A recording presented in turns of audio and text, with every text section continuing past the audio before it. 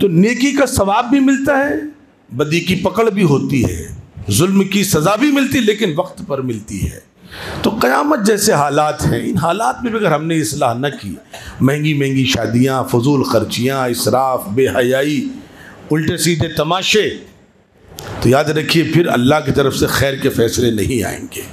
اس لیے میرے عزیزو، ہم جو کر سکتے ہیں کم از کم جتنا کر سکتے ہیں اتنا تو کریں، باقی ٹھیک ہے انشاءاللہ تبدیلی آہستہ آہستہ آئے گی۔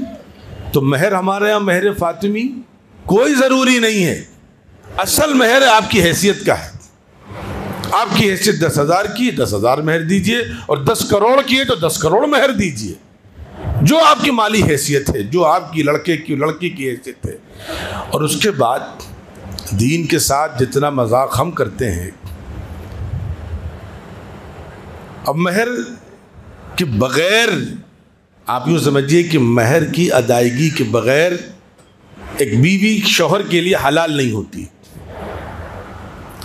وہ معاف کر دے، کہے ٹھیک ہے بعد میں دے دینا، ہم کیسے مرد ہیں، شرم نہیں آتی؟ ہم 50 لاکھ روپے شادی میں خرچ کر رہے ہیں اور 1 لاکھ روپے اس سے معاف کروا رہے ہیں، یا کہہ رہے ہیں ادھار کر دو بعد میں دے دیں گے۔ شرم نہیں آتی کبھی؟ کاہے کے لیے پھر چیلنج کرتے ہیں کہ ہم مرد ہیں؟ یہ مردوں کے کام ہے؟ یہ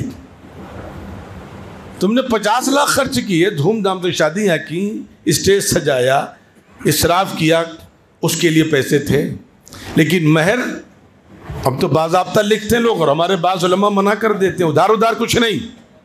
جواز کی بات ہے، تمہاری نیت ہی غلط ہے۔ کاہے کا ادھار بھائی؟ یا تو تم فقیر ہوتے تو ٹھیک ہے ادھار جائز ہے، تم 1 لاکھ کی شیروانی پہننے ہو، 20,000 کا جوتا پہننے ہو تم، اور 20-25 ہزار مہر میں پیسے دینے کے تمہارے پاس نہیں ہے۔ گویا کہ تم نے مہر کو وہ اہمیت نہیں جو دینی چاہیے، مہر کے تم نے مذاق بنا رکھا ہے۔ اس لیے مہر جب بھی دے فوراً دے، لیکن ہاں جو لوگ سادگی سے شادی کر رہے ہیں، الگ بات ہے بھائی ان کے پاس پیسہ ہی نہیں ہے، الگ چیز ہے، وہاں جواز ہے، لیکن نہیں وہ ادھار کر لینا ہے۔ اب بیچاری آ گئی ہمارے پاس تو جو چاہے کرو بھائی۔ تو خدا کے واسطے یہ کیسی چیزیں ہم نے مذاق بنا رکھا ہے۔ باقی اور چیزیں میں نے گزشتہ جمعے میں کر دی کہ بھئی نکاح مسجد میں پڑھائی، سب ادھر نہیں جاؤں گا میں، لیکن کم از کم جن چیزوں کی شروعات ہو سکتی سادگی والی، اس کو خدا کے واسطے لے لیں۔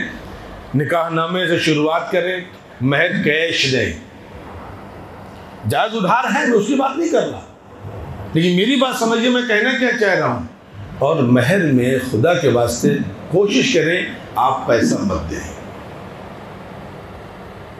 پیسہ ڈی ویلیو ہوتا رہتا ہے، جائز ہے پیسہ دینا، بہتر ہے کہ آپ گولڈ کی شکل میں، زیور کی شکل میں اس کو دے دیں۔ اس سے کیا فائدہ ہوگا کہ انشاءاللہ وہ مہر محفوظ رہے گا، ڈی ویلیو نہیں ہوگا۔ اگر آج بائی جب 1 لاکھ روپے کا تولہ سونا ہے، مجھے نہیں معلوم، لیکن ایک بات کہہ رہا ہوں، 1 لاکھ روپے کا تولہ سونا ہے اور 10 سال بعد یہ 2 لاکھ روپے کا ہو جائے گا۔